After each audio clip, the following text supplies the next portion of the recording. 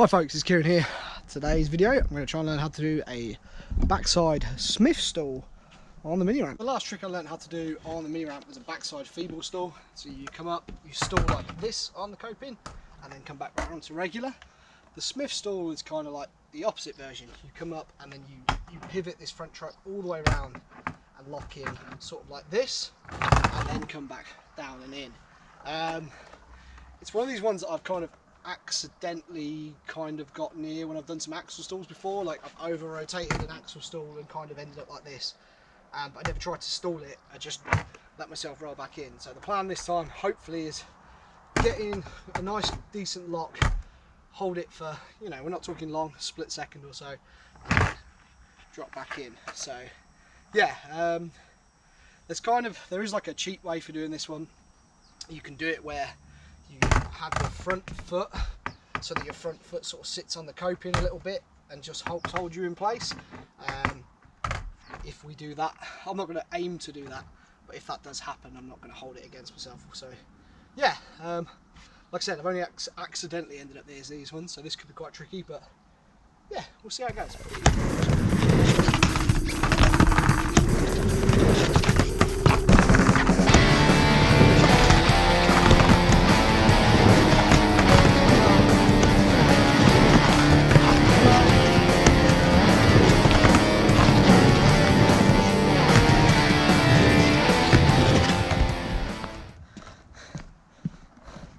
Maybe that. Let's have a look at it.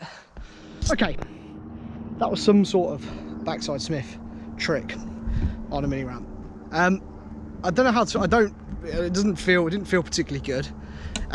It did feel different to the very first sort of thing that I got that I didn't take, which kind of just felt like a big kick turn where I sort of like squeeged them front wheels off.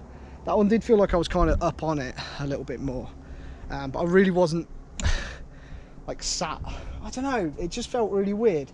It didn't feel how I expected it to feel, but I feel like that's kind of how it's going to feel initially until I keep working on it and build it up. So I'm in two minds whether or not to take it. I may leave it up to you guys. Basically, the main thing for me is my board is like this, so these wheels here are sort of sitting down on this, whereas when you do them really nice, you kind of want it a bit more parallel.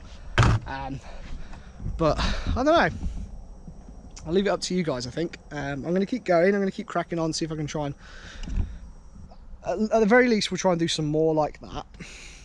And hopefully, whilst we're doing some more, we might get one that feels a little bit better. I'm in that weird, reluctant phase to say that I've learned how to do it. But, I don't know. This is the difficult thing with skateboarding. Sometimes you learn a trick, or you do a trick that feels or kind of looks like the trick you want to do, but it doesn't feel quite right in your head. And one of the things I've really tried to apply recently is to be more willing to take those kind of ones and accept them as the very first one you've ever done, and as a result it's going to feel weird and sketchy. It's not going to feel smooth and clean. But sometimes this one is right on that borderline between accept it as a backside Smith stall but a terrible one that you can build off of, and the other side of the line, which is no, that doesn't count at all. Anyway, it's enough rambling. Let's do some more and see how we feel about it after those.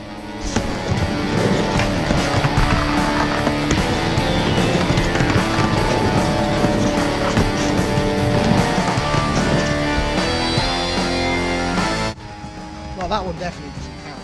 That one felt different to the other one, so I guess the other one does count.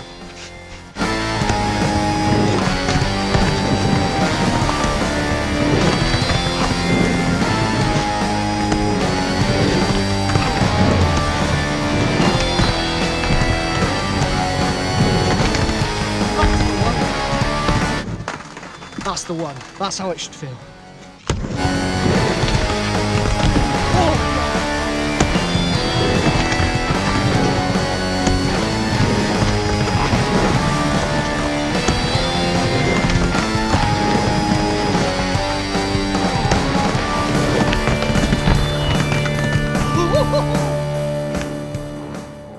And that is why the trick I just got into is called a disaster. Oh.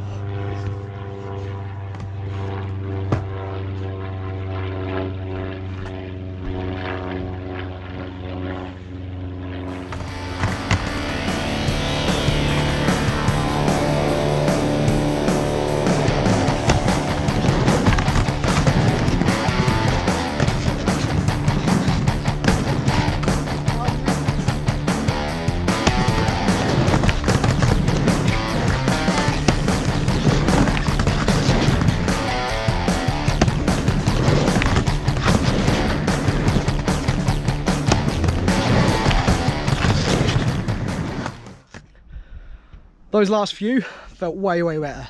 Way better. Those last few felt way better.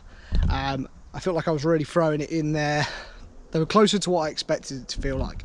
I'm still not willing 100% to commit to say that I've learnt them. I want to go back and just see it on a slightly bigger screen and see them, and then I'll be able to make a decision one way or the other. But the only difference was two things I did differently. The first, whenever you're trying to learn a trick on the coping in any sort of transition, the key is just to dip down in your stance, get a little lower in your stance. Helps you get up on top of them, helps you center your gravity out a little bit more once you're up there. Huge shout out to Neil Hester. Neil, transition legend. He's the guy who gave me that tip, and it's made such a big difference to my mini ramp skating. It's literally helped me learn so many tricks. So go and check out Neil's channel. Link will be in the description down below, because the guy's an absolute legend. And yeah, I wouldn't be anywhere near where I am and as confident as I am on mini ramp with these tricks if it wasn't for the advice Neil gave me. So cheers, Neil. And once again, you've helped me with a trick, and this time you didn't even know it.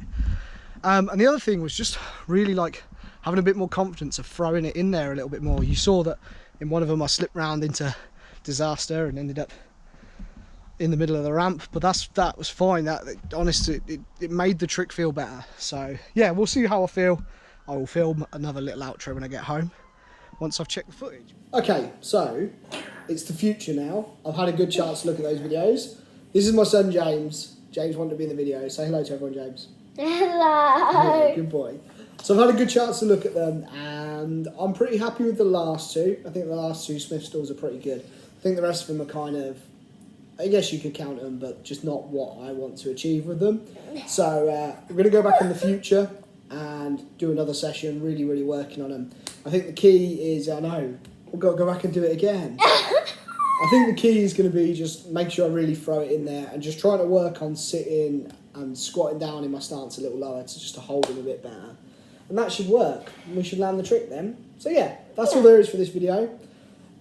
Thanks for watching as always. Don't forget to like, comment, subscribe, all that jazz. And we will see you in a future video. And James has got something he really wants to say. What is it? Biscuits! Biscuits!